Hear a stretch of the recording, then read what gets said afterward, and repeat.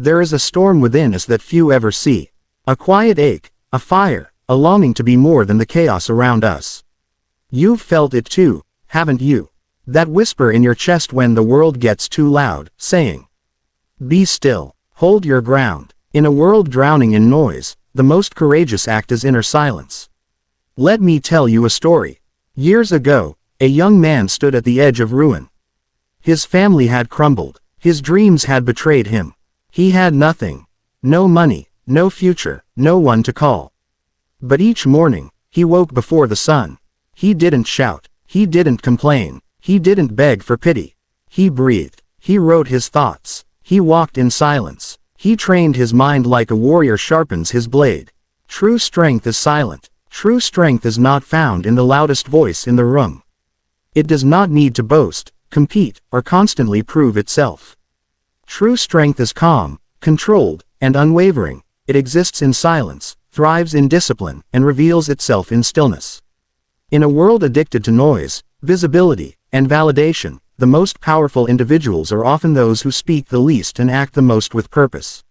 When someone is truly strong, they are not impulsive. They do not react emotionally to every insult, challenge, or disruption. Instead, they pause, they breathe, they observe. Their strength lies not in overpowering others, but in mastering themselves. This mastery is what separates the truly powerful from the performative. They don't need to dominate a room to feel worthy. Their sense of self is forged in solitude and sharpened through adversity. The silent strength of a disciplined mind is forged over time. It comes from countless unseen battles, resisting temptations, showing up when tired, pushing. Discipline is a daily battle won in silence. Discipline is not born in grand moments, nor is it the result of dramatic breakthroughs. It is carved in the quiet repetition of choices, the mundane details of daily life, and the private moments that no one else sees. It doesn't shout. It doesn't demand attention. It whispers through action and persistence. Discipline is the silent war between what you want now and what you want most. It is a subtle, continuous decision to move forward when everything inside you says pause. This battle takes place in the mind long before it's visible in the world. Imagine waking up early, before the sun rises. The bed is warm, and your body pleads for rest. No one is there to judge you if you sleep longer. There is no audience, no reward, no visible glory. But you get up anyway. That is discipline. It's not just about saying yes to routines, it's about saying no to your own weakness. It's resisting the impulse to retreat into comfort. The decision seems small, but it is not. Because with every silent victory, you build something indestructible, character. Every day, we are given hundreds of moments like this. Moments where comfort offers its hand. Where the easier path tempts us with immediate gratification. But discipline teaches us to pause, to question that pull. It rewires our instincts. Over time, the disciplined mind no longer needs motivation or inspiration. It simply acts. It becomes its own compass. The world celebrates the loud, the fast, the dramatic. But true transformation rarely happens in public. It occurs in the early hours of the morning, when you go for the run no one asked you to take. It happens in the hours spent practicing, studying, or planning when your peers are distracted by entertainment. These choices don't get applause. They don't trend. They don't even feel heroic in the moment. But they are, because they represent rebellion. Not against the world, but against the self that wants to stay small, safe, and stagnant. There is a reason people break down in the face of pressure. Without internal discipline, the mind becomes a servant to emotion, impulse, and noise. But the disciplined mind doesn't collapse, it adapts. It understands that emotions are not commands, but passing clouds. And when that understanding becomes instinct, the individual becomes formidable. This kind of discipline is not rigid. It doesn't make a person cold or mechanical. In fact, it frees them to be more human. Why? Because discipline creates space between stimulus and response. It gives you control, clarity, and calm. A person with discipline is not reactive. They are reflective. They don't panic in crisis. They observe, then choose. And those choices, made repeatedly, form the architecture of a powerful life. We live in an age of distraction, an age of noise. Everywhere we turn, we are pulled from ourselves. dopamine-driven apps, social validation, endless scrolling. In this environment, to simply sit in silence, to focus, to say no to the flood of shallow pleasures, that is a radical act. It is a battle, and those who fight it every day, not once, not twice, but constantly, are warriors of a rare kind. Most people are prisoners of comfort. The path of least resistance becomes the default. But the disciplined mind does not serve comfort, it serves a higher aim. It knows that anything meaningful takes time, sacrifice, and repetition. It understands that excellence is not made in bursts of effort, but in consistent, deliberate actions, repeated without excuse. There is pain in this process. Real pain. The pain of delay, of saying no when your body screams yes. The pain of working hard and seeing no result, yet showing up again the next day. The pain of isolation when others don't understand your path. But within this pain is power. Because the one who can endure boredom, frustration, and solitude for the sake of a vision, that person becomes unstoppable. We often imagine success as a staircase. But the truth is, it is a flat ground walked over and over with discipline. Each step is the same. Each day feels repetitive. There are no fireworks. But if you look back after a year, after 5, you realize you've climbed a mountain you didn't even know you were on. And that ascent was not powered by luck, or genius, or bursts of passion. It was powered by discipline, daily, quiet, and unshakable. The disciplined mind also learns to love structure. Not because it is rigid, but because it understands that freedom lies in boundaries.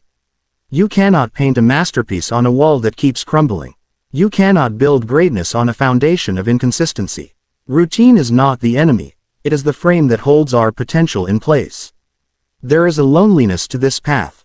When you choose discipline, you will walk alone at times. Others will not understand why you stay late, wake early, or resist temptations that they embrace. They may mock your habits, or call them extreme. But remember, the path to mastery is narrow. And few are willing to walk it because it demands a self-honesty that is relentless. Discipline requires you to confront your laziness, your fear, your ego, and not just once, but every day. But in that solitude, something beautiful happens. You find peace. Not the peace that comes from ease, but the peace that comes from integrity. From knowing that you are doing what you said you would. That you are living aligned with your values, not your urges. That you are not hostage to circumstance. That is true power, and it cannot be given or taken. It can only be earned, silently, through discipline. The rewards of this battle are invisible at first. You may not feel stronger. You may not feel proud. You may even feel like nothing is changing. But slowly, your mind becomes sharper. Your emotions become calmer. Your decisions become cleaner. And one day, without fanfare, you realize, you've become someone who can trust themselves. There is no shortcut to that. No hack, no viral video, no inspirational quote can give it to you. Only discipline. Only the decision, repeated 1,000 times, to stay the course when every part of you wants to quit. This is why so few are truly free. Because freedom doesn't mean doing what you want. It means having the strength to do what is right, even when it's hard, even when it's inconvenient, even when no one is looking. Discipline isn't something you find.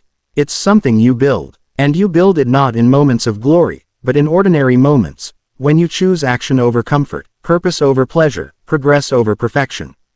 The results may come slowly, but they will come. And they will come without noise, without attention, without fanfare. Because that is how true power works. Let me know when you're ready for the expansion of the next key point. Master your mind, master your life. Everything begins in the mind. Every dream, every fear, every failure, and every triumph is first born in thought. The world you see is not just outside of you, it is shaped by what happens within you. When the mind is scattered, life feels chaotic. When the mind is weak, life becomes overwhelming. But when the mind is trained, focused, and disciplined, even the heaviest burdens become manageable. Mastering your mind isn't just a lofty ideal, it is the foundation for mastering your entire life. Most people are at the mercy of their thoughts. They believe that whatever enters their mind must be true or important. But thoughts are not facts. They are not commands. They are not reality. They are suggestions, passing clouds in the vast sky of your awareness. To master your mind is to stop believing every thought that rises, especially the ones that whisper doubt, fear, or insecurity. The mind is like a wild horse. If left untrained, it will throw you off course. But if you learn to guide it, to ride it, to command it, you can go anywhere. The power of a focused mind cannot be overstated. A scattered mind will always seek distraction. It will avoid discomfort. It will chase novelty and escape responsibility.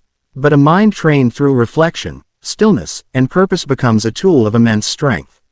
It cuts through confusion. It sees clearly. It does not fall for illusion or impulse. And that clarity translates into action. You don't just think differently, you live differently. The modern world does not encourage this mastery. It sells you stimulation, constant noise, and endless distraction. It trains you to react, not to reflect. To chase pleasure, not purpose. And so most people live in mental slavery, controlled not by others, but by their own unchecked emotions and compulsions. But there is another way. A higher path. It is not louder. It is not more glamorous. But it is freer. And it begins when you stop asking, what do I feel like doing? And start asking, what is the right thing to do regardless of how I feel? To master your mind is not to eliminate emotion. It is to give it the right place. Emotions are messengers, not masters. They can guide you but should not govern you. A mastered mind listens but does not obey blindly. It learns to pause, to observe, to respond with wisdom, not react out of impulse. In that space between thought and action lies the essence of your freedom. You begin to master your mind the moment you take full responsibility for it. Not blaming your past, not blaming the world, not blaming others. You accept that while you cannot control what happens to you, you can always control how you interpret and respond to it. That shift, from victim to owner, is where inner transformation begins. And once it begins, it cannot be undone. The journey is not easy. The mind will resist. It will tempt you with old habits, old fears, old excuses. It will tell you you're too tired, too broken, too late. But those are echoes of a lesser self, a self that craves safety over growth. Mastery requires you to challenge those voices, not once, but constantly. And the more you challenge them, the quieter they become. You build a powerful mind the same way you build a strong body, through daily training. Every moment you choose focus over distraction, patience over anger, discipline over desire, you are strengthening your mental core. This training is invisible. No one sees it. There are no medals for it. But over time, your life begins to change in ways that others can't explain, because they don't see the silent battles you've fought and won within. A mastered mind doesn't just help you survive, it helps you thrive. It gives you the ability to remain calm in crisis, to stay committed in chaos, to act with integrity under pressure. And in doing so, it earns respect, not the shallow admiration of the crowd, but the deep respect of the self. That is the highest reward. To look in the mirror and know you are not ruled by fear, by doubt, or by ego. You are ruled by reason, by principle, by vision. Clarity of mind leads to clarity of purpose. When your thoughts are no longer consumed by what others think, by what might go wrong, or by the need for approval, you begin to see your path more clearly. You realize you are not here to live by default, but by design. And design requires intention. Every choice you make, every word you speak, every action you take becomes a brick in the foundation of the life you are building. With a mastered mind, you choose those bricks carefully. Mastery does not mean perfection. It means awareness. You will still have doubts. You will still feel fear. But you will not be controlled by them. You will see them for what they are, temporary states, not permanent truths. That awareness allows you to move forward even when your emotions try to hold you back. It gives you the power to act in alignment with your values, not your mood. This inner control creates outer freedom. You no longer depend on others for your peace. You no longer need circumstances to be perfect to feel strong. You become self-sufficient, not in an isolated way, but in an empowered way. You can be generous without being drained. You can be kind without being soft. You can lead without being loud. Because your strength is anchored in the one thing that cannot be shaken, your mind. When others crumble under stress, you stay composed. When others lash out, you remain grounded.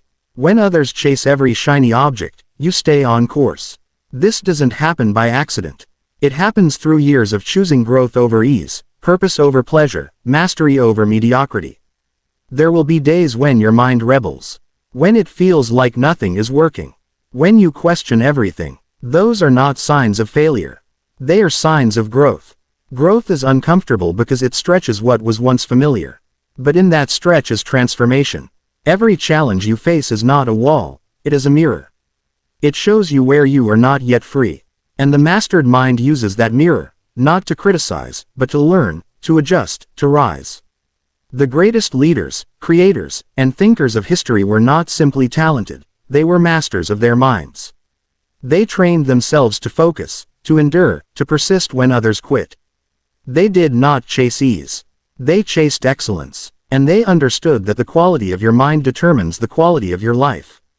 Every area of your life, your relationships, your health, your success, depends on the state of your mind. If your mind is cluttered, your actions will be scattered.